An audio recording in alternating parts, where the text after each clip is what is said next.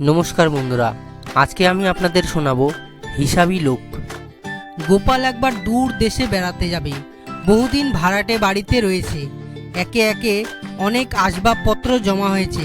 সেসব আসবাব সঙ্গে করে নিয়ে যাওয়া অসম্ভব, অথচ বেঁচে যেতেই ইচ্ছে নেই।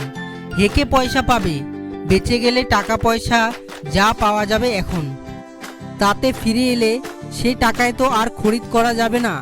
ভালো ভালো আসবাবপত্র প্রায় সব গোপাল সকলের কাছ থেকে দান হিসাবে পেয়েছে। তা তো বেচা উচিত নয়, তাহলে লোকে কি বলবে? তাই কি করা যায়, এ কথাই বারবার ভাবছে। আবার আসবাবপত্র রেখে যাওয়ার জন্য ওই ভাড়া বাড়িটা বজায় রাখার কোনো মানে হয় না, কারণ অনেক টাকা ভাড়া গুনতে হবে। ভেবে ভেবে অবশেষে একটা ফন্দি বের করলো। গোপাল একটা বড় বন্ধকি দোকানে আসবাবগুলো নিয়ে গিয়ে বন্ধক দিয়ে দিল।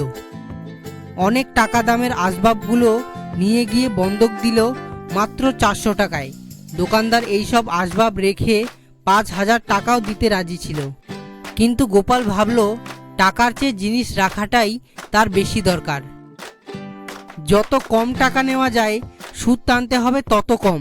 সেজন্য হিসেব করে দেখলো 400 টাকার দরুন মাসে তার যে সুদ দিতে হবে, একটা ঘর ভাড়া করে জিনিসপত্রগুলো রেখে যেতে তাতে মাসে মাসে অনেক বেশি ভাড়া গুনতে হবে।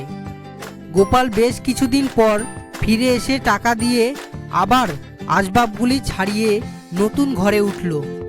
বন্ধুরা, ভিডিওটি যদি ভালো লাগে তাহলে একটি লাইক করে দিন এবং চ্যানেলে পাশে থাকার জন্য সাবস্ক্রাইব করে বেল আইকনটি বাজিয়ে দেবেন, এবং ভিডিওটি যদি ইন্টারেস্টিং মনে হয় তাহলে বন্ধুদের মাঝে শেয়ার করে দেবেন।